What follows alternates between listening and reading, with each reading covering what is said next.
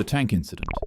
On May 14th, 1940, dawn crept over the burning village of Ston as a German column of about 50 soldiers moved along the narrow road. Their rifles were slung and they marched in with confidence certain the French had fled. You see, the two forces had been battling all day for control of the tight narrow village, but the German weren't too concerned of the French as they were typically seen as easy to defeat, and the Germans had reinforcements coming in. The 50 troops began to clear out the village, effectively covering the area in smoke and soot, making it extremely difficult to see. But just as the men were beginning to relax, that's when the smoke finally began to clear, revealing a 31-ton steel beast, barely even a couple meters away. The German soldiers froze because most men at the time had never actually seen or dealt with a tank face to face. And to add to their trouble, their anti-tank weaponry wasn't even set up yet. The men began panicking and tried to run away. But the only issue was that the village was a very, very narrow road. Backed between their own defenses and the slowly moving tank, many of the men slipped on gravel and each other, falling in the road's ditches. And as you could guess, the tank didn't stop. It crawled forward through the chaos, crushing weapons, bodies, and helmets beneath 30 tons of armor. Screams and grinding metal merged into one long, terrible noise. When it finally passed, the road behind was painted red and silent. The Germans who had witnessed the event fled in horror, and that single French tank went on to destroy 2 other enemy German tanks and reoccupy the town's control. Breaking Bad. The man's team was completely ambushed by the Soviets. The men ducked and dodged gunfire as they skied through heavy snow as fast as they possibly could. You see, just moments earlier, this man was leading his squad to prepare an assault against an unsuspecting Soviet skiing group. But little did he know that 2 Soviet platoons were planning an even bigger ambush on him and his team. The group would ski non-stop for nearly 2 days in order to escape the Russians, but even at that, their enemies were still on their tail. Cold, starving, and completely exhausted, the soldier became sluggish and began falling behind in speed with his team. In that moment of despair, the man remembered that he had a pack of, the things that these guys make, all stuffed inside of his pocket. The man tried to take just one, but due to his big mittens and violently shaking hands, he decided that it'd be easier to consume the entire container. Instantly, a surge of energy overcame the man. He was no longer cold, hungry, or tired, and he began skiing like a literal lunatic. Then he blacked out. Horrifyingly enough, even though the man was completely unconscious, he still kept skiing. The man woke up in the middle of nowhere with no food, weapons, or supplies. And, he also realized that he accidentally left his team behind. He kept skiing, eventually stumbling across the camp of enemies he and his team were literally running away from. Instead of avoiding them, the man was manic. He didn't care, and he skied right through the middle of the enemy's camp with some of the Russian soldiers, even making room for him, and he kept skiing without food, shelter, or teammates for 7 days. Eventually, in his deluded state, the man found his team's camp. He stepped inside searching for help and warmth, and that's when he'd hear a click. In an instant, the man's vision went white. He had stepped on a landmine and nearly blew his leg off. Deeply wounded, the man got back up and attempted to go inside one of the base cabins. But when he opened the door, he'd be welcomed to another untimely surprise. The man's body would be left to freeze in the snow for days. But to the utter shock of soldiers that stumbled across him, he was still alive. They brought him back to camp and found that he survived a Soviet ambush, stepping on 2 landmines and freezing alive in the snow. Most insanely, however, they discovered that he skied 250 miles in a week, and his heart rate was still jumping at an insane 200 beats per minute. Most battles in history are simply competitions of engineering, courage, and strategy. But luckily for you, you can experience that same test of power with today's sponsor, War Thunder. War Thunder is the most comprehensive vehicle combat game that's currently out, and awesomely enough, it's available now for free on PC, console, and mobile. Put yourself in command of over 2,500 tanks, planes, helicopters, and ships of 10 major nations, ranging from biplanes and armored cars in the early 1900s to the fighter jets and main battle tanks of today's time. Fully immerse yourself in the intense combat atmosphere of War Thunder, where incredibly detailed vehicles, realistic graphics, and authentic sound effects place you right at the helm of the most powerful war machines of our time. You don't need extra hardware. Even in their simulator mode, you can drive any tank and fly any aircraft with nothing but your mouse and keyboard or controller. And if you constantly find yourself doom scrolling on your phone, then I personally recommend their mobile option. It's available on iOS and Android, allowing you to take the battlefield to wherever you go. Honestly, it's one of the best mobile games I've played in a while. Join a worldwide community of over 95 million players in epic player battles today.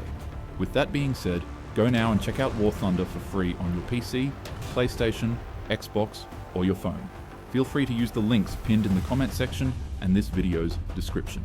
New and returning players on PC and consoles that haven't played in the last 6 months will also receive a massive bonus pack across all platforms. Multiple premium vehicles, the exclusive Eagle of Valor vehicle decorator, 7 days of premium, and 100,000 silver lions are all yours when you return. But it's just for a limited time only, so be quick. The Reptilian Incident. In the final year of World War II, the British Army launched an assault on Ram Ri Island, a remote outpost off the coast of Burma. Their goal was simple. They needed to capture the island's airfield and drive out the Japanese garrison entrenched in its mangrove swamps. After a few days of fierce fighting, the Japanese lines finally broke, leaving nearly 1,000 soldiers stranded in the fetid marshlands. Surrounded and out of supplies, the remaining 1,000 Japanese soldiers were left with no other option but to flee through the swamps under cover of darkness so that they could retreat away. But what they didn't necessarily realize is that the mangroves of Ram Ri hid a huge reptilian nightmare. Beneath the waters of the marsh that the soldiers were trying to escape through waited an unbelievable amount of 20-foot saltwater crocodiles. As the soldiers moved deeper and deeper into the muddy water, the night's silence broke out with chaos. British troops positioned along the perimeter later recalled hearing screams, splashes, and bursts of echoing throughout the swamp, followed by the guttural roars of the predators.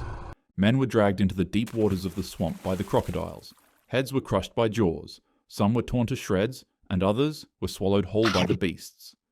When morning came, the swamp was silent. The British patrols found supplies half buried in mud, torn uniforms tangled in roots, and the heavy drag marks of massive reptilian tails.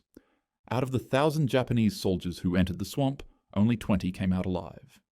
The massacre was so profound that many historians today still debate and argue with each other on the topic's validity because of its sheer insanity. Many primary documents and witness reports from soldiers on the battlefield entail that most of the soldiers were in fact devoured by crocodiles. Nonetheless, in just a few days, the entire army that entered the swamp completely disappeared. Hundreds of men were reported missing, and history was left to only speculate on what really happened in that dark marsh. The cannibal incident. In 1941, a certain angry mustache man decided that it was finally time to invade the Soviet Union. He sought Leningrad, the birthplace of the USSR and its second largest city with a booming population of 3 million people. The mustache man wasn't interested in just conquering the city. In his words, he wanted to obliterate it and wipe it off the face of the earth.